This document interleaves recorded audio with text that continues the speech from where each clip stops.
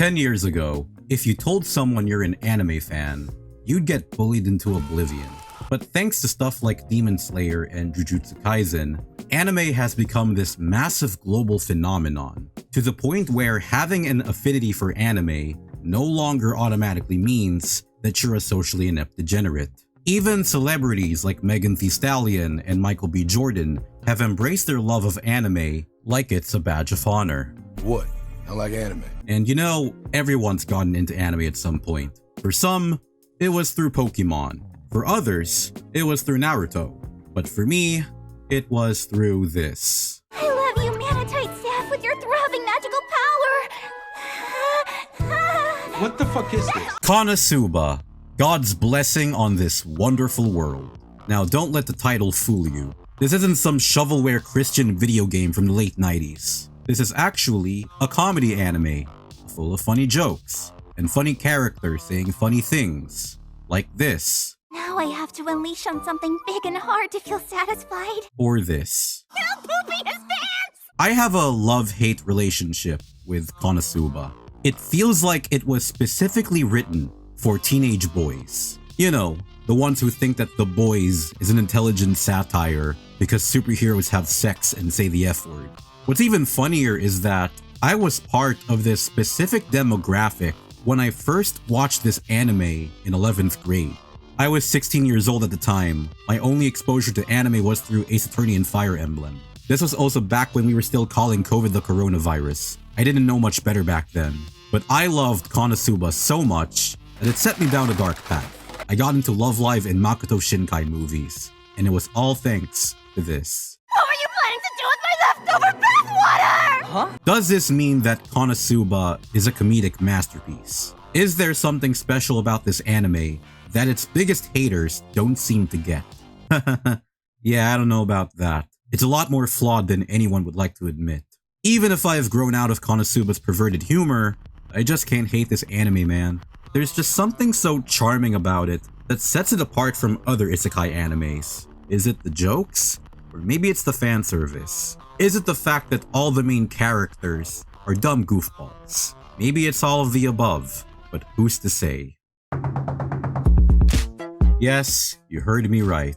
KonoSuba is an isekai anime. For those of you living under a rock, an isekai is when the protagonist is transported from World A to World B, and the whole story is about learning to accept World B as their new home. Typically, the main character is a social recluse who dies in the modern world and wakes up in a fantasy one, surrounded by waifu material. And it's these basic elements that lay the groundwork for KonoSuba's story. Here we follow Kazuma Sato, a social recluse who dies in the modern world and wakes up in a fantasy one, surrounded by waifu material. But what makes KonoSuba unique is that Kazuma died of shock, thinking a truck was about to hit him, only to discover it was actually a tractor. That's rough, buddy. And so, he's reincarnated in a parallel world as a hero on a mission to slay the Devil King. Ooh. He also drags a water goddess named Aqua with him, because she wouldn't stop making fun of him in the afterlife. You can't have sex. These idiots are later accompanied by a masochistic knight who can't hit anything, and waifu Michael Bay. Then the rest of KonoSuba sees them going on quests to earn money, and occasionally fight the Devil King's generals. What danger will Kazuma's party face in their wacky adventures? And will they succeed in slaying the Demon King, or whatever? I don't know, this ain't Doom. Kazuma isn't viscerally tearing demons apart. He doesn't even get his hands on the BFG. Not much happens in the first season.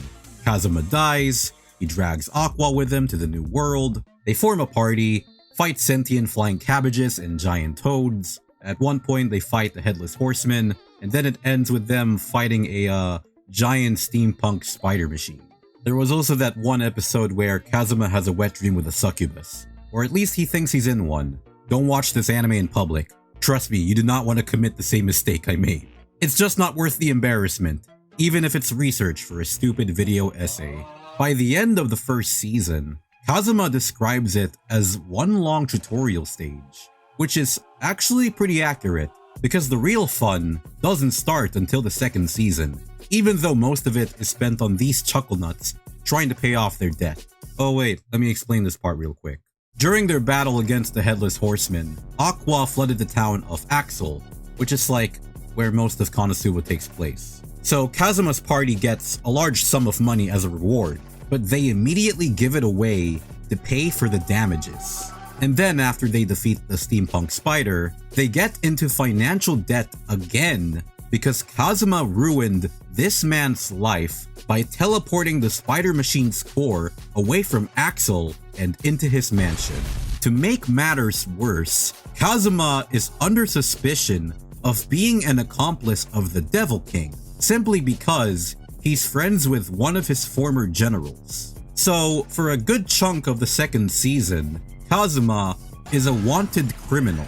But after he goes on a dungeon raid and faces off against another Devil King general named Vanir, he gets his name cleared and life goes back to normal. Once that's out of the way, his party goes on vacation and they visit the town from the Wicker Man. We sat next to each other, you know, in class. I changed a lot since joining the Axis Church, so maybe that's why you don't recognize me. And then there's the third season, which has two arcs. One where Kazuma becomes royalty and gets little sister in the form of a princess, and one where he has to save Darkness from getting married to the rich man from season 2. Not to be confused with a similar plotline from season 2, where Kazuma had to save Darkness from getting married to this rich man's adopted son. Why did they do this storyline twice? There's also the Legend of Crimson movie, where Kazuma and friends meet Megumin's family. It certainly was an interesting watch. I don't like this movie at all, to be honest. I like the final battle near the end, but that's kind of it. Kazuma's whole character arc in that one is that he desperately wants to get laid.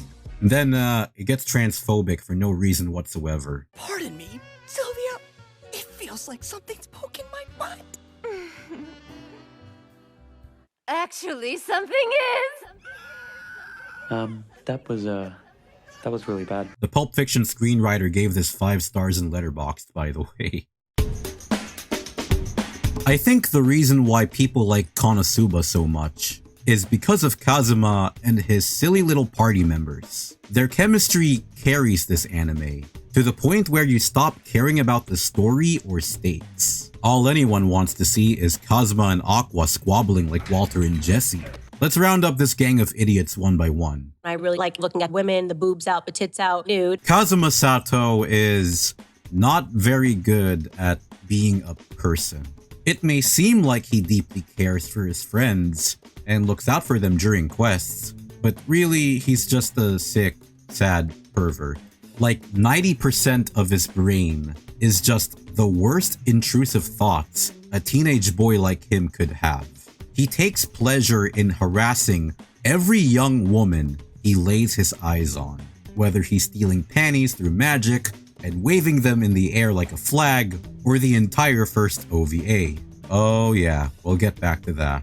This man is a misogynistic degenerate, and he just doesn't care. Like, at all. He makes Andrew Tate look like a feminist. And don't get started on his stance towards gender equality. That's just an excuse he made up to justify his hate crimes towards women. Stop fucking crying, bitch! Where? I don't wanna fucking hear it! Oh boy, Aqua, the useless goddess herself. Or at least, that's what Kazuma calls her anyway. Aside from being a water goddess, she's also worshipped by this religious cult known as the Axis Order, which is basically Scientology if it were an actual religion, and their god was an actual god, and not some extraterrestrial alien. She's very spoiled and narcissistic, in that she wants nothing more than to be showered in praise and tons of money. Doesn't help the fact that she's also very clingy towards Kazuma, especially when she gets herself in serious trouble, and she always finds herself in serious trouble.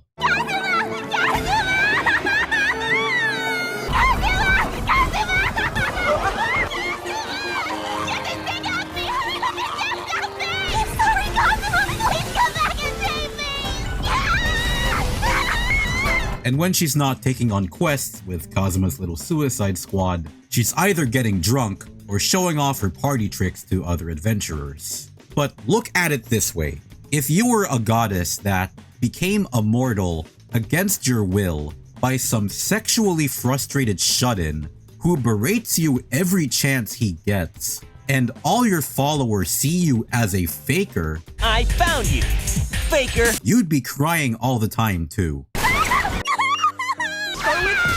First stop when we got. What the?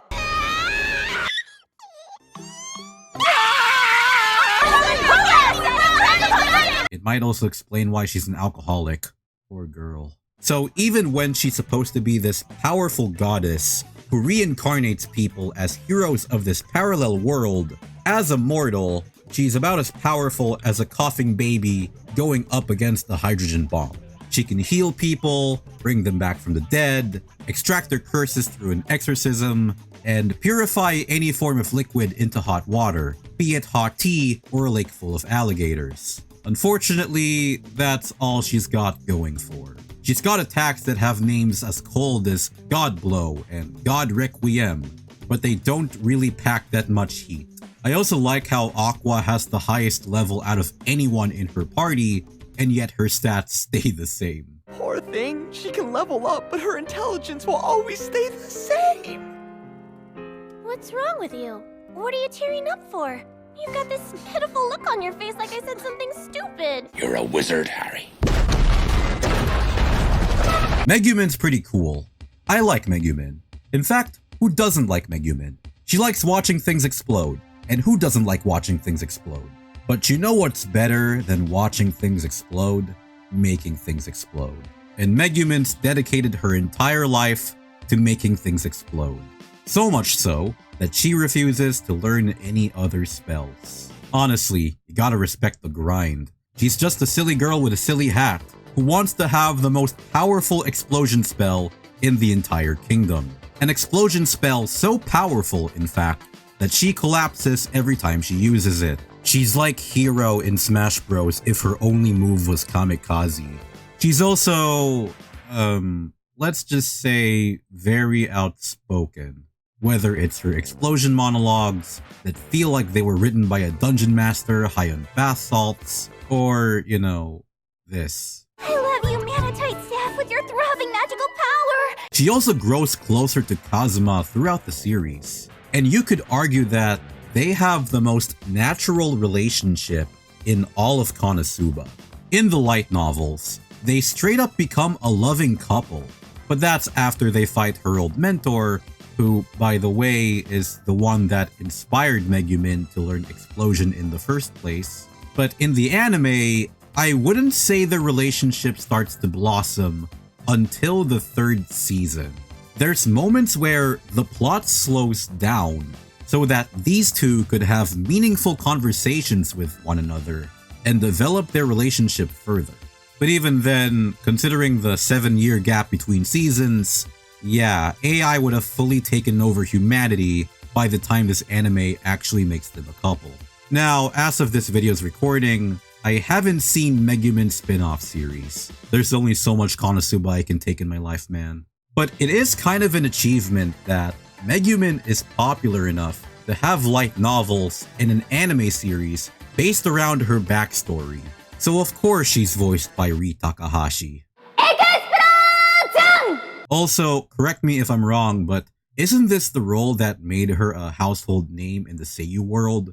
Because if that's so, then that's kind of hilarious. It's a long pipeline from being a funny wizard to an idol that gets shot by her stalker. Yo, Darkness, get your fat ass out in the street and bring me back my money. What the fuck? Lalatina Ford Dustiness, aka Darkness. She's a young knight from a rich family, whose biggest quirk is being a masochistic dumbass. She likes getting yelled at, and all she ever wants in life is to be humiliated into oblivion by the kingdom's worst monsters. She can't hit anything with her sword, she's always subject to Kazuma's filthy sex crimes, and worst of all, she keeps being sent away for marriage. Ironically enough, she's the most rational member in Kazuma's party. Like, she's always going headfirst towards her enemies, whether she's protecting Axel from flying cabbages or tying herself to the back of a caravan to lure away monster birds. To me, darkness is the glue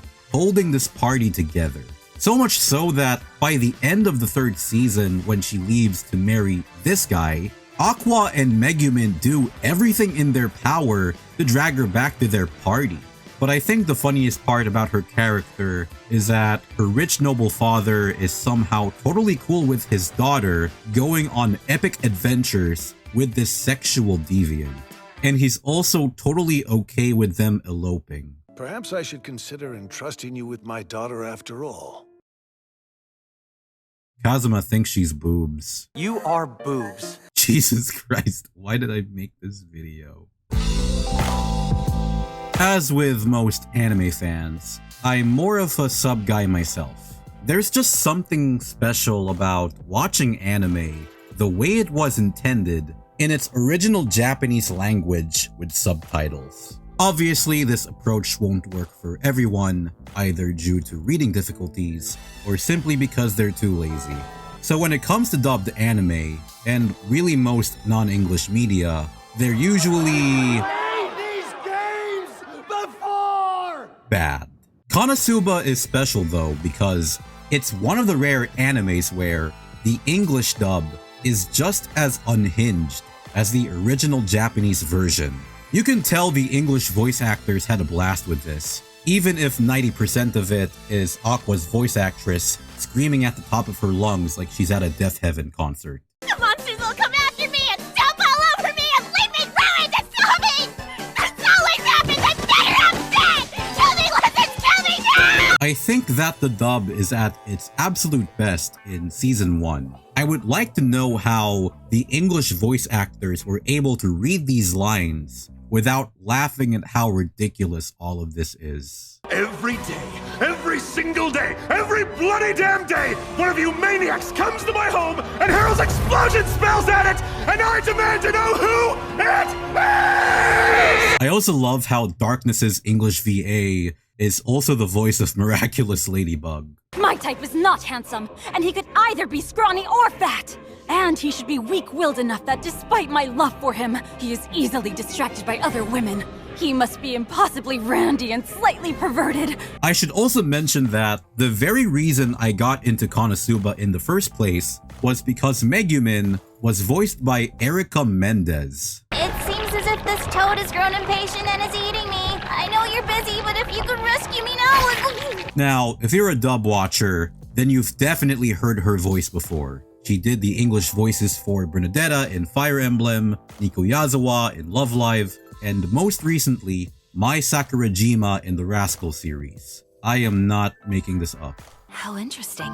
So then I take it you're still able to see me? I was a huge Bernadetta fan during my Three Houses phase. So when I finally saw the English dub for this video, every time Megumin opened her mouth, all I could hear was Bernadetta from an alternate reality where she's a confident extrovert.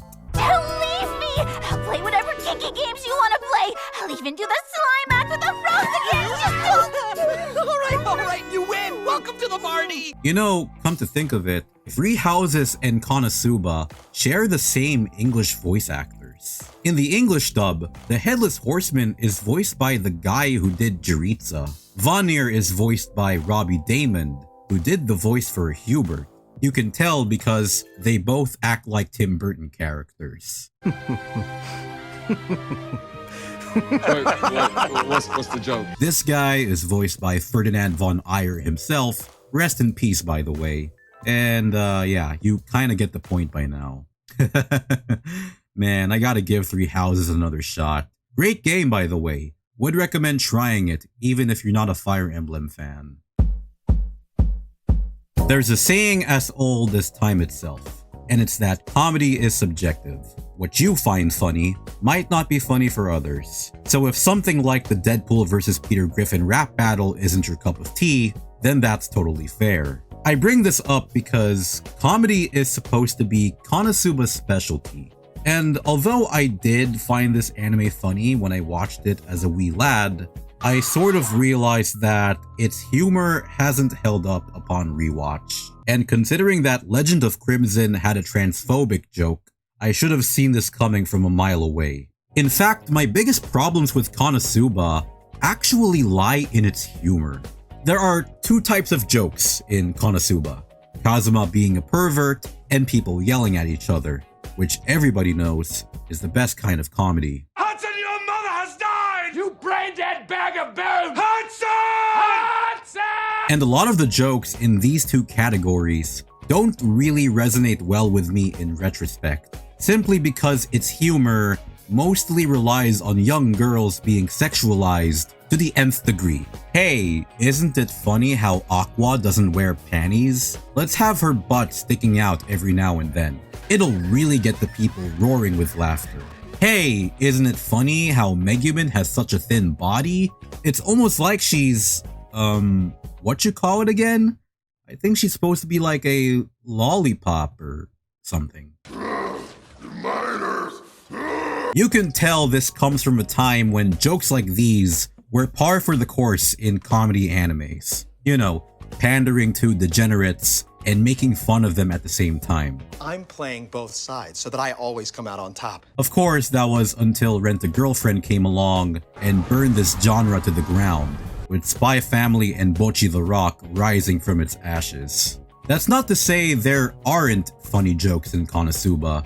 It's just that they're few and far between. The funniest jokes for me are the ones that rely on facial expressions, or in the dub's case, the vocal performances.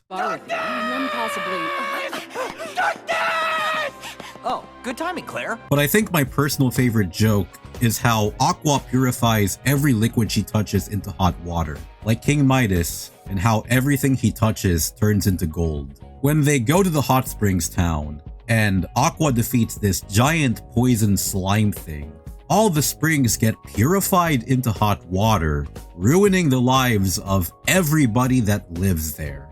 Man, she just can't catch a break. By the third season, KonoSuba starts to have genuine emotional moments between the party members, but even then, they're still cut by jokes about how Kazuma is a virgin. What's she doing? What's with the hand? Maybe I really did hit a popular phase. Should I make a move right now? Maybe you ought to say something really smooth. Hey, who the hell do you think I am? I'm way too pure for that. But for the most part, I don't really think the humor is that big of a deal. Sometimes it's actually funny, and other times it's just pure degenerate filth. And all my problems with KonoSuba, including its humor, are on full display in the first OVA. What the fuck was everyone on when they made this? Sexual harassment? Really, Kazuma? Look, if you like this OVA, then more power to you. But dear Heavenly Jesus, I just cannot get through it, personally. I can tolerate KonoSuba's rowdy humor and treatment of women, but this OVA was where I truly hit my limit. I'm just gonna give a quick rundown of what happens here to prove my point. So, Kazuma comes across a magical choker that can grant wishes. The catch here though is that once it's strapped to the user's neck, it tightens every time the wish isn't granted. So Kazuma now has 4 days to get his wish granted, or else he f***ing dies. All the girls become submissive to him as he spends these next few days going for the most humiliating wishes imaginable. He treats Aqua like a full-blown maid, he forces Darkness to do 100 push-ups, he sends Megumin to play rock paper scissors with her self-proclaimed rival, except every time somebody loses, they have to take a piece of their clothing off. He forces the girls to wash him up while he stares at Darkness in the bath, and perhaps the sickest and most twisted of them all, he lies down on this girl's thighs. Isn't lying face down like that uncomfortable? No, not even. Where I'm from, this is how we usually do it. Now, I don't like this OVA for a special reason, and it's that they turned Kazuma into a sex offender. The guy just straight up turns into Kamoshida from Persona 5. There's a part where Aqua cries because Kazuma defiled her image as a goddess, which really made me just feel bad for her. It's not funny, it's horrifying, and outright depressing. And the fact that this is supposed to be fan service only rubs more salt into the wound. Anyways, the 4th day arrives, and Kazuma only has a couple minutes left to live. You have 6 minutes to live. He confesses that all the girls turn him on. You are boobs. Before they give him a hug that gets the choker off of him. As it turns out, Kazuma didn't want a life full of lust, where women bend to his will. He just wanted a hug. Truly, a shocking plot twist. So yeah, the girls kill him, and he's sent to the afterlife to think about what he's done. Which, I mean, if you ask me, he absolutely deserved it. Now, thankfully, this isn't canon. I like to look at this OVA the same way I look at the Injustice video game, where Superman kills Shazam and becomes a fascist dictator just because the Joker killed a pregnant Lois Lane. It's really fucked up, but it's not part of the main continuity, so it's all okay. And Union got reintroduced in the 2nd season, which probably means that this OVA was nothing more than a bad dream. It's an urban legend that never happened. The following OVAs are better, but not by much. The one where they square off against a gang of imposters was funny though. Is this Among Us? Imposter? Is this the imposter from Among Us? KonoSuba is an anime that sadly isn't as funny as I remember it being. Was time just simply unkind to this anime, or have I turned into a jaded sourpuss as I got older? Not gonna lie, I may have to think about that last part. It's kind of sad to pick on KonoSuba like this because I still think it's a lot of fun. If you can look past the innuendos, it's a comforting isekai anime that plays with its tropes and can crack a good joke every now and then. Not to mention that it does a good job making you care for these characters, even if they do the stupidest things imaginable at every turn. And isn't that what life is all about? To be stupid without a single care in the world. It's this sentiment that made me enjoy KonoSuba to begin with, and consequently got me into all things anime. So, thank you KonoSuba for making me who I am today, whether I wanted to or not. Sex.